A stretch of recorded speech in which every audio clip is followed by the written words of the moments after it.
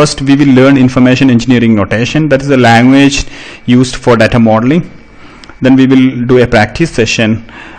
We have a set of requirements for an information model or a data model, and then we will be understanding those requirements and developing a data model. Before that, information engineering notation or language for data modeling. There are many languages that can be used for modeling, data modeling, but the one which is most popular is information engineering notation. Let's learn information engineering notation. Information engineering notation is a data modeling language. It can be used for conceptual modeling or logical modeling or physical modeling as well. It's used for developing entity relationship diagrams. What is an entity relationship diagram? The two important building blocks of an entity relationship diagrams are entities and relationships. That's why it is called entity relationship diagrams. An entity is represented using a rectangle. You can see this entity relationship diagram on the screen has two entities, department and employee. There is a relationship between employee and department. What is that relationship? It can be anything. In this case, the relationship is employee working in department. Let's make it more precise. Yes, employee is working in department. Then how many employees can work in a department? Let's try to make that relationship precise. I have added two symbols here. Near to employee, I have added one symbol. Near to department, I have added one symbol. What is the meaning of these symbols? It says each employee must work in one department. And if I read from department to employee, it says that each department should have one employee working in there. That's what the symbols means. Just look at this. Employee, department, employee working in department. Each employee must be working in one department. That one you can see there. If I read the relationship from department to employee, it says each department must have one employee working. That one is marked there. Now let's improve this relationship. I have added one more symbol. You can see near to employee there is an additional or symbol or 0. How can we read this?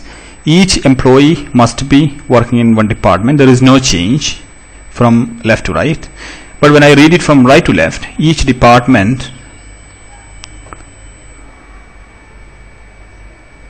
has 0 or 1 employee working. It indicates 0 or 1. Each department has 0 or 1 employee working. Let's add more symbols to improve that design. What it indicates now? Each employee must be working in one department. There is no change. But each department can have one or more. We have the vertical symbol 1 indicating 1.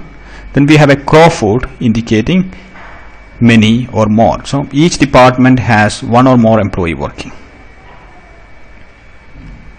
Each employee must be working in one department. And if I read from department to employee, each department has one or more employee working. One or more is represented using a crow foot and 1, a vertical symbol. Okay, now there is an additional O or 0 is added there. Now we have 0, 1 and more. Reading from left to right, each employee must be working in one department. There is no change. But when we read it from department to employee, each department has 0, 1 or more employee working. This is called cardinality. Each department has 0. What is the cardinality of this relationship? 0, 1 or more. Each employee must be working in a department. So this relationship is a mandatory relationship because employee must be working in a department. There is no option to have an employee who is not working anywhere, who is not working in any department. There is no option.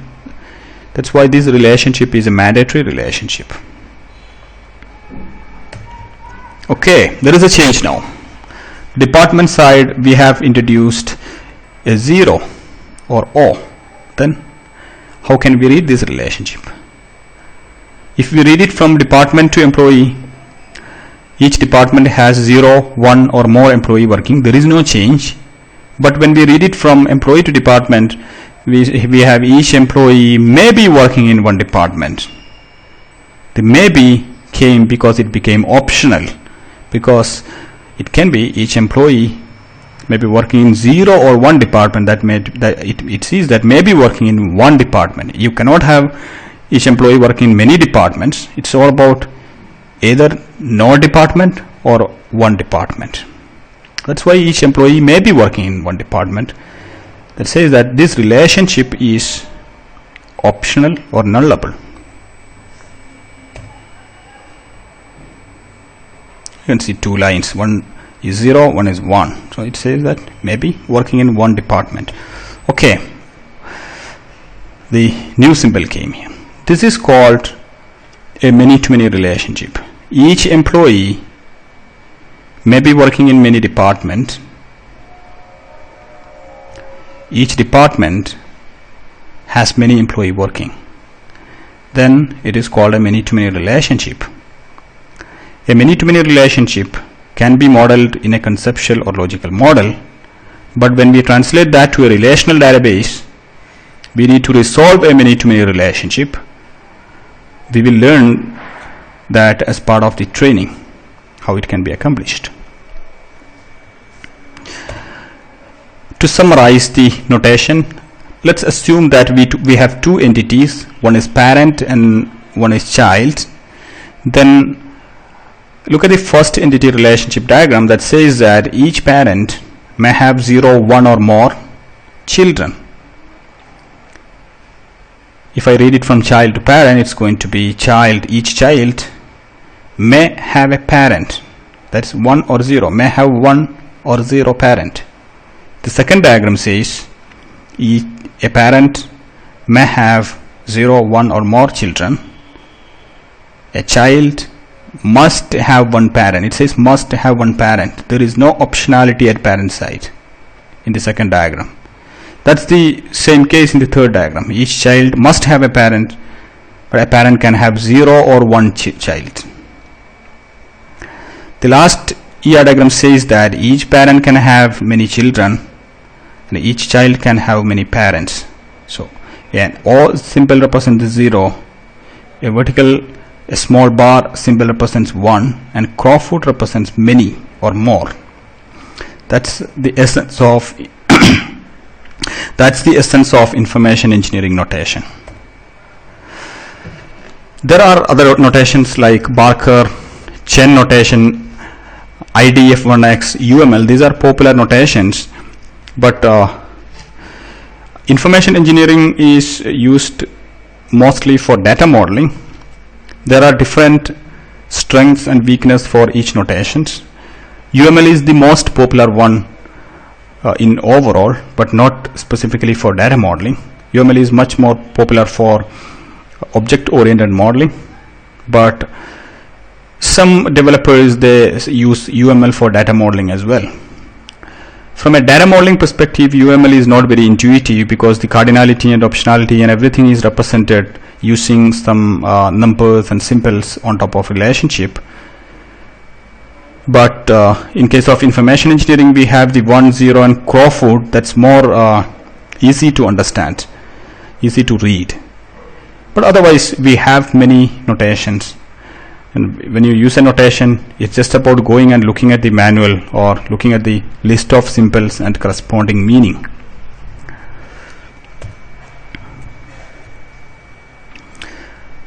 We have completed learning information engineering notation. Now what we are going to do is we are going to practice developing or doing a conceptual model, developing a conceptual model for a set of requirements. See, we have a requirement. This is for a banking related information system. The requirements are: bank offers savings or current accounts. So we are looking at a set of information management requirements, and we will come up with a conceptual data models to address all these requirements. We are in the process of developing a software, a database for a bank. Bank offers savings or current accounts. Bank has multiple branches. Each branch has a branch manager. Each employee of the bank has supervisor. A customer can open multiple accounts. Customer can deposit or withdraw cash from account. Customer is not allowed to withdraw more than 50,000 in a single transaction. An account is always opened in a specific branch. Customer can subscribe transaction notifications in email, phone or address. These are the set of requirements. Let me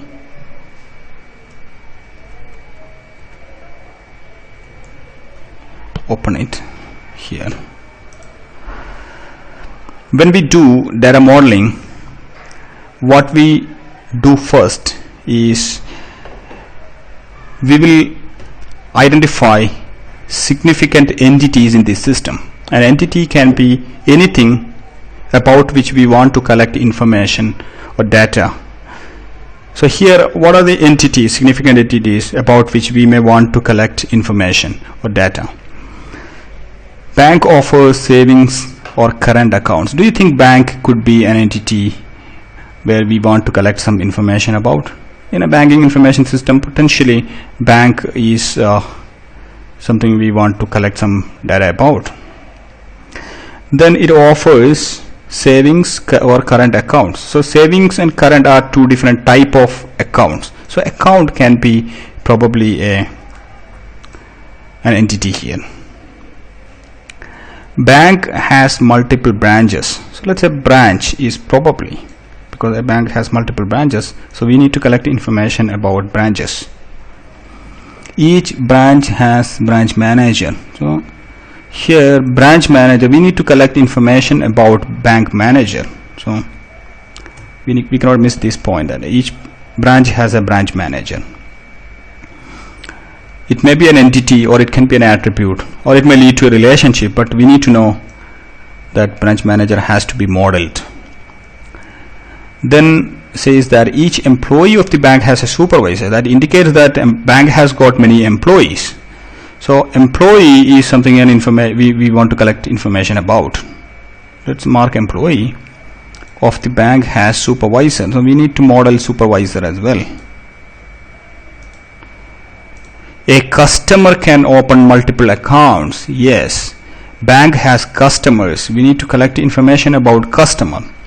So let's mark customer for collecting information. So customer is a potential entity in this system, can open multiple accounts. So account we have already covered here. Then a customer can deposit. Customer, we have collected information about customer, but what customer can do something here, deposit or withdraw cash from account. So what it says that we have an account, we have customer. So customer can do something, an activity, that is deposit or withdraw. So we need to model this deposit and withdraw. Then customer is not allowed to withdraw more than 50,000 in a single transaction. It looks like there is a rule that in one withdraw the amount cannot exceed more than 50,000. Let's come back to that later. An account is always opened in a specific branch. Okay, an account is always opened in a specific branch. So there is a association between account. It is talking about the account and branch are associated. So when we create an account, we need to make sure that that account belongs to a branch. So that is something we need to remember. Customer can subscribe transaction notification in email, phone or address. So we need to model this information. Customer email, phone and address information need to be collected. Okay.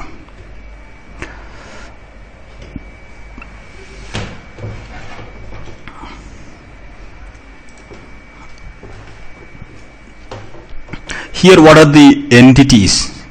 Email, phone, address, these are information we want to collect. Bank. Let's assume bank is an entity, account, branch. Then we have branch manager. What is branch manager? Branch manager is in fact a role of a person, so an attribute of a branch or whatever. It can be a different entity as well. So we need to capture that information. So employee of the bank has a supervisor. What is supervisor? Is it a particular entity or is it a role? It's a role of an employee. So anyway, we need to capture that information as well. So let's create those entities using ERwin Data Modeler. This is ERwin Data Modeler. We can develop different type of data models using ERwin Data Modeler. It has got a rich set of functionality to perform data modeling and also to make a data modeler extremely productive. So let's start with a logical model. I'm creating a logical data model. Here I'm going to, you can see there are no objects here, there are no entities. So I'm going to create few entities. One for bank. I'm going to create another entity, that is branch. We said that we have identified branch. Each bank have many branches. Then another entity we have found was account. Then we found customer opens accounts. We need customer information, so we create an entity called customer. Customer opens account with the bank. Then what we found was employee. Bank has employees. What else? Let me switch to bank, account, branch, employee, customer. Okay. Then we had branch manager. Branch manager, do you consider branch manager as an entity?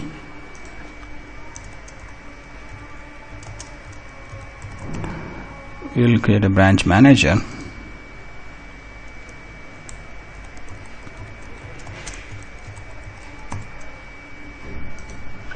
Then what about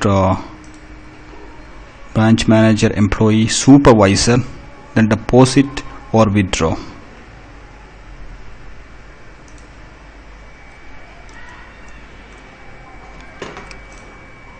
Then branch manager, what we need to model is supervisor.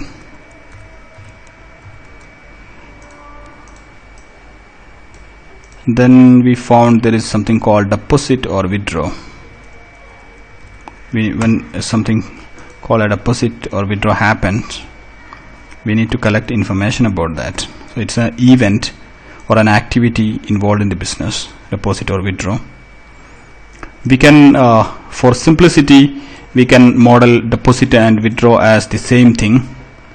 It can be modeled as two different things if the information about deposit is different from withdraw. Normally they are almost same. The only thing is that the amount is either added to the account or removed from the account. So we can just consider that these are kind of transactions. The transaction type will tell you whether it was a withdraw or deposit. I will just model it as transaction. That will cover both deposit and withdraw. See, I have got all the entities here. Now supervisor is there, branch manager is there, employee, account, branch. Now let's try to complete this.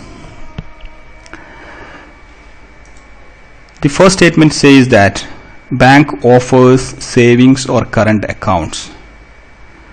Then we have bank and accounts.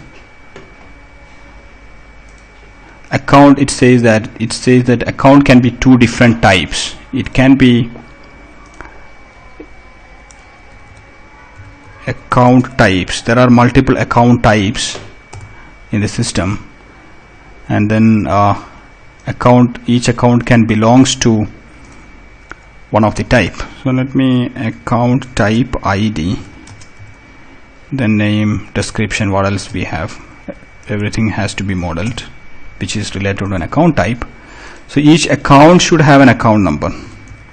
Let's just add those keys. To identify an account we need an account number. To identify a customer we need a customer ID. To identify a transaction we need a transaction number, right? Transaction number. To identify the bank itself, let's say we'll use a bank ID. Then to identify a branch we should have some kind of a mechanism. Let's say branch code we do have. Now let's complete our model. Bank has multiple branches. I will create a one-to-many relationship from bank to branch. That will result in migrating bank ID to branch table. Each branch will remember, each branch instance will have one attribute called bank ID, will remember the bank it belongs to. If this system will be implemented only in the context of one bank, it's going to be same. So we can further think about whether we need bank as an entity or not, but let's assume we have a bank ID. All the information which is applicable to the bank will go there. Then branch belongs to a bank can be implicit if there is no multiple banks. If it is only one bank is the context, then the relationship may be implicit that every branch has to be part of one bank. Then this relationship may not be mandatory in that case, but anyway, let's have it. We say that one bank can have multiple branches. Then a branch must belongs to a bank, right? You cannot have a branch without specifying which bank it belongs to. In that case we should make this relationship a required mandatory relationship. For that you say that null is not allowed for the relationship. So you can say it's a mandatory relationship. Branch must belongs to a bank. Now another relationship, customer can come and open accounts. Accounts are associated with a branch. In one branch it will manage multiple accounts. So let's create a one-to-many relationship from branch to account. Each account belongs to a particular branch. Hence we have created a relationship from branch to account. That means the branch code is migrated to account. From a foreign key perspective, account table will have a foreign key branch code. That attribute or that key will give you which branch it belongs to. Can we have an account without knowing which branch it belongs to? No. We should have, every account should tell you which branch it belongs to. Then let's not make this relationship optional. This has to be mandatory. You can see this made that relationship mandatory. Branch, account. Then transaction, customer and employee. Let's add an employee ID here so that an employee is recognized. Then we said when we have an account can be a current or saving. So an account has got a type. We need to have an attribute in account which is a type code. So we have an account type ID in account which is from account type. Let's make this relationship optional such that you can have an account where account type ID is not mentioned. This relationship we make it optional. So there may be that we will assume a default account type ID there, or if this has to be enforced we need to make it mandatory. Anyway, we have accounts. Then what about how to model now customer, employee, branch manager, supervisor and transactions? Where do you want to associate transaction with? Do you want to associate a transaction with bank, branch, account or customer? If we do a transaction, it is always done in the context of an account.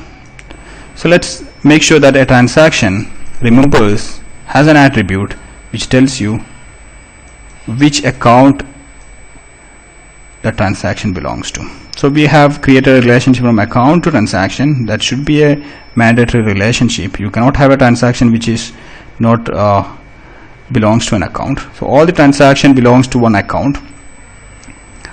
All the accounts are opened by a customer, right? One customer can have many accounts as well. So we will create a relationship from customer to accounts. That's a one-to-many relationship.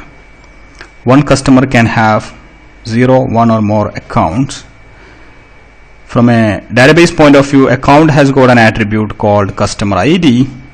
I will tell you who is the customer. You can have multiple accounts here, all of them for the same customer. So you have one say customer ID called 101, and you may have multiple accounts associated with that customer ID. Now we have associated customer to account. Transactions are in the context of an account. If you get a transaction, you can know it's of which customer, because the transaction is in the context of an account. An account is meant for a customer. Then how about employee? What is the participation of employee here? An employee, we have branch manager. What is branch manager? Branch manager is again an employee.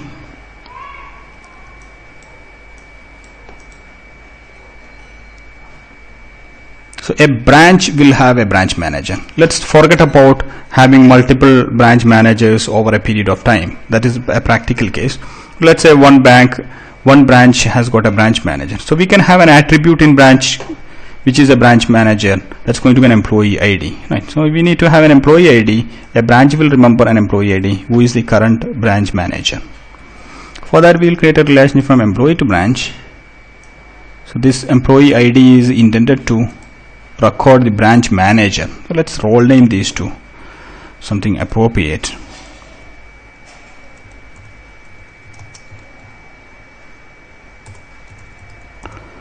See, branch manager. We have a foreign key here in branch. That's a branch manager. He is in turn an employee. Good. So we have covered the branch manager as well. Now we say that each employee has a supervisor. So what is the supervisor? It's again a role of an employee.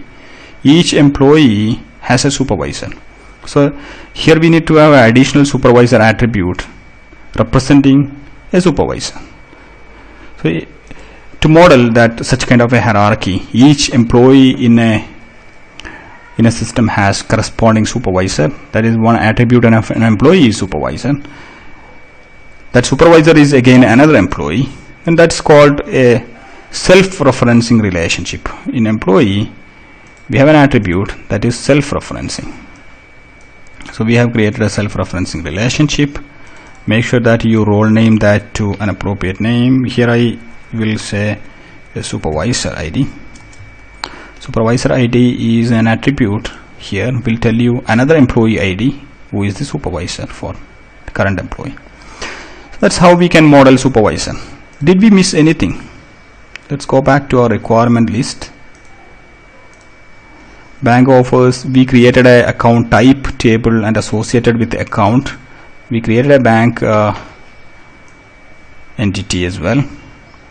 Now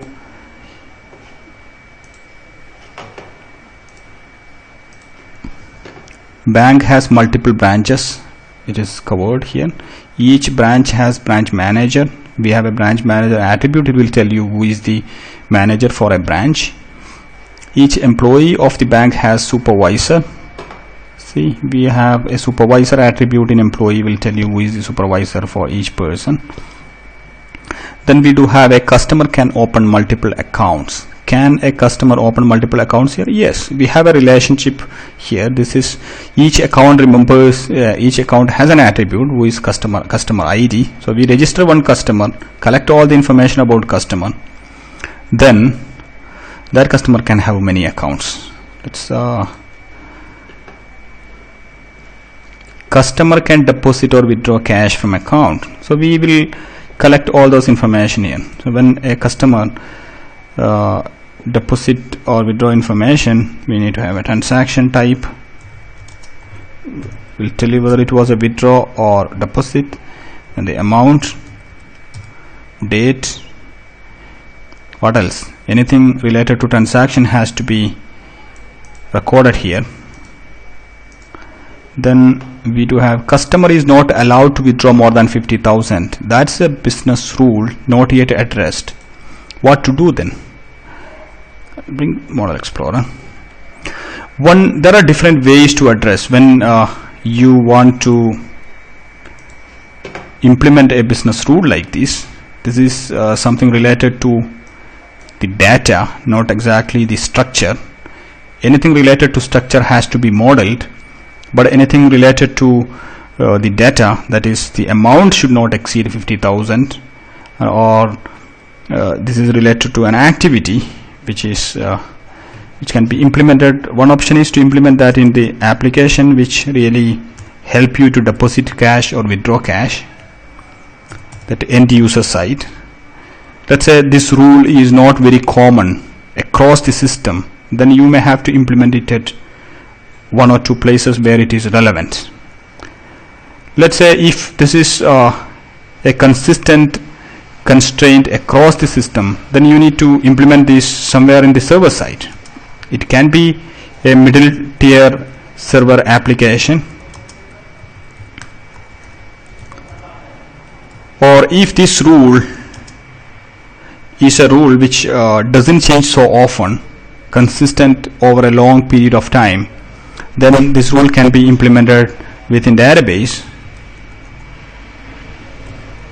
as a validation rule or check constraints. There are different ways to implement this in database. When we model that in ERwin, what we do, we just go to the transaction amount. We need to check this only when the transaction type is withdrawal. There is no problem if it is a deposit.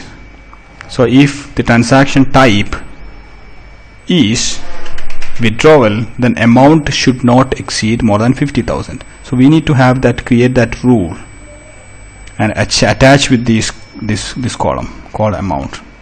So let's say if it is a simple rule, I'll go to amount properties.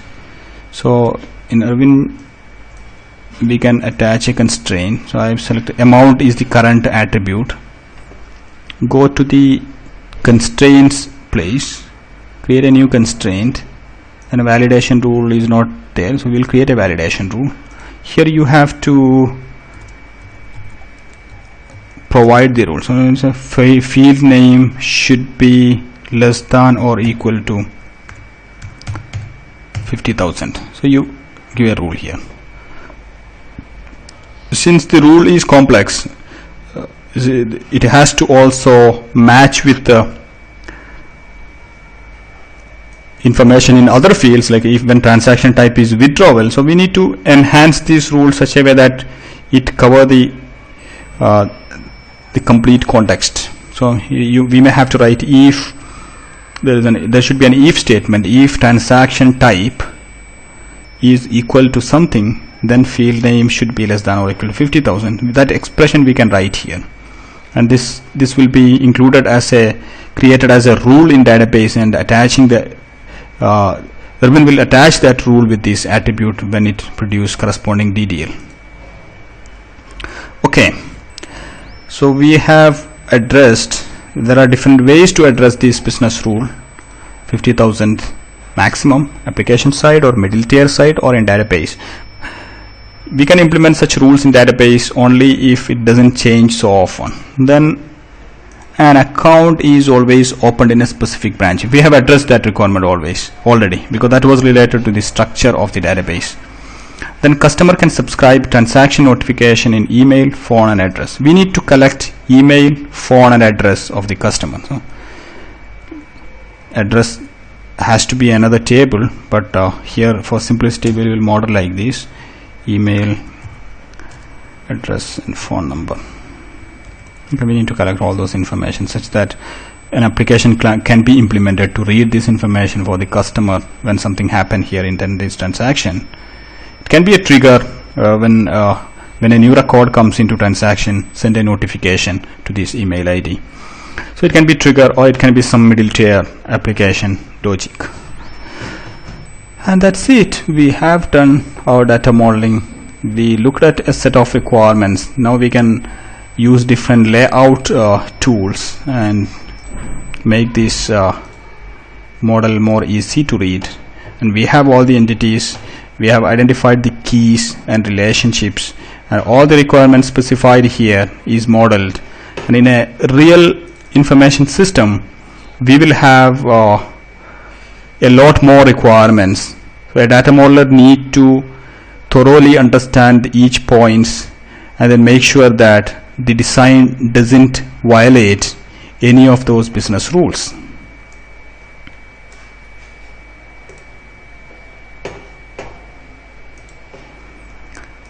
We'll close that.